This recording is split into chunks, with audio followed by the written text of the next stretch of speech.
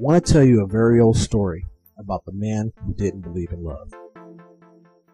This was an ordinary man just like you and me, but what made this man special was his way of thinking. He thought, love doesn't exist. Of course, he had a lot of experience trying to find love, and he had observed the people around him. Much of his life had been spent searching for love, only to find that love didn't exist. Wherever this man went, he used to tell people that love is nothing but an invention of the poets, an invention of religions, just to manipulate the weak minds of humans, to have control over humans, to make them believe. He said that love is not real, and that's why no human could ever find love, even though he might look for it. This man was highly intelligent, and he was very convincing. He read a lot of books, and he went to the best universities, and he became a respected scholar. He could stand in any public place, in front of any kind of people, and his logic was very strong. What he said was that love is just like a drug. It makes you very high, but it creates a strong need. You can become highly addicted to love. But what happens when you don't receive your daily doses of love? Just like a drug, you need your everyday doses. He used to say that most relationships between lovers are just like a relationship between a drug addict and the one who provides the drug. The one who has the biggest need is like the drug addict. The one who has a little need is like the provider. The one who has the little need is the one who controls the whole relationship. You can see the dynamic so clearly because usually in every relationship there is one who loves the other most and then the other who doesn't love, who only takes advantage of the one who gives his or her heart. You can see the way they manipulate each other, their actions and reactions, and they are just like the provider and the drug addict. The drug addict, the one who has the biggest need, lives in constant fear that perhaps he will not be able to get the next dosage of love or the drug. The drug addict thinks, what am I going to do if she leaves me? That fear makes the drug addict very possessive. That's mine.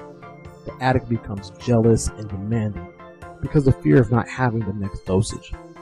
The provider can control and manipulate the one who needs the drug by giving more doses, fewer doses, or no doses at all. The one who has the biggest need completely surrenders and will do whatever he can to avoid being abandoned. The man went on explaining to everyone why love doesn't exist. What humans call love is nothing but a fear relationship based on control. Where's the respect? Where is the love they claim to have? There is no love.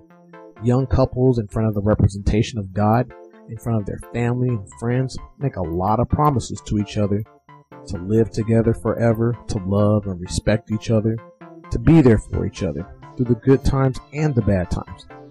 They promise to love and honor each other and make promises and even more promises. What's amazing is that they really believe these promises. But after the marriage, 1 week later, a month later, a few months later, you can see that none of these promises are kept. What you find is a war of control to see who will manipulate whom, who will be the provider and who will have the addiction. You find that a few months later, the respect they swear to have for each other is gone.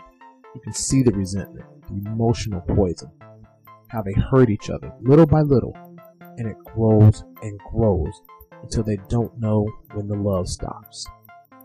They stay together because they're afraid to be alone, afraid of the opinions and judgments of others, and also afraid of their own judgments and opinions. But where is the love? He used to claim that he saw many old couples that have lived together 30 years, 40 years, 50 years, and they were so proud to have lived together all those years. But when they talked about their relationship, what they said was, we survived the matrimony. That means one of them surrendered to the other. At a certain time, she gave up and decided to endure the suffering. The one with the strongest will and less need won the war. But where is that flame they call love? They treat each other like a possession. She is mine. He is mine. The man went on and on about all the reasons why he believed love doesn't exist, and he told others, I have done that already. I will no longer allow anyone to manipulate my mind and control my life. in the name of love. His arguments were quite logical, and he convinced many people by all of his words. Love doesn't exist. Then one day, this man was walking in a park, and there on a bench was a beautiful lady who was crying. When he saw her crying, he felt curiosity. Sitting beside her, he asked if he could help her. He asked, why was she crying? You can imagine his surprise when she told him that she was crying because love doesn't exist. He said, "This is amazing. A woman who believes that love doesn't exist?" Of course, he wanted to know more about her. "Why do you say that love doesn't exist?" he asked. "Well, it's a long story," she replied. "I married when I was very young, with all the love, all these illusions, full of hope that I would share my life with this man. We swore to each other our loyalty, respect, and honor, and we created a family. But soon everything changed. I was the devoted wife who took care of the children and the home. My husband continued to develop his career and his success and image outside of home. That was more important to him than our family.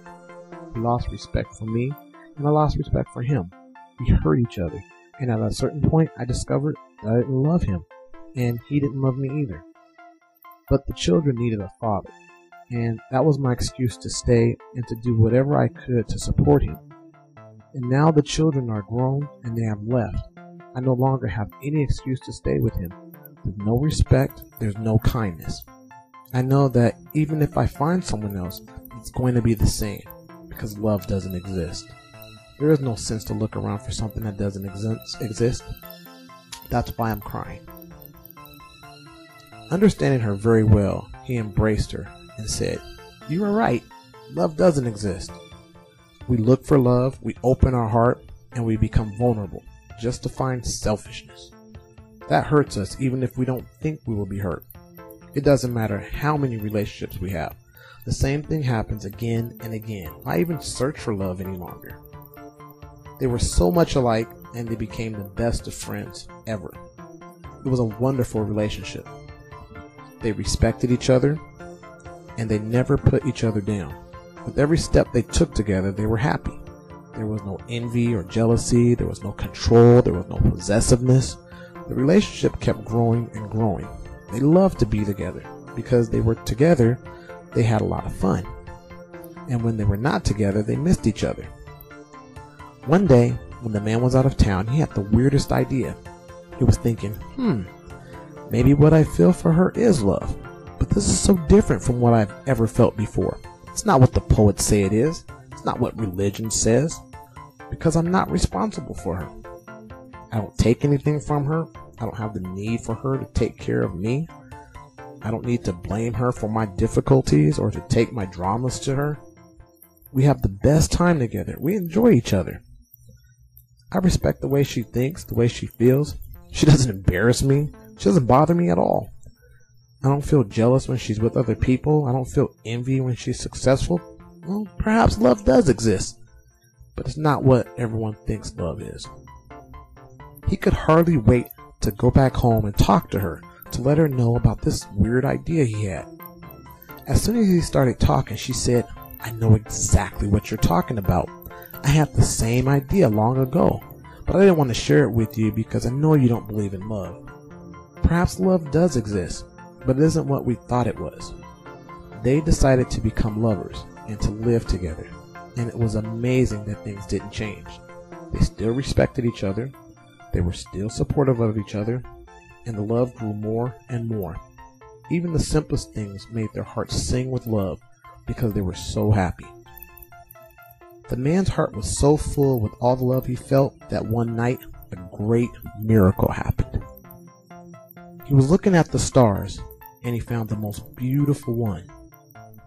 And his love was so big that the star started coming down from the sky, and soon that star was in his hand.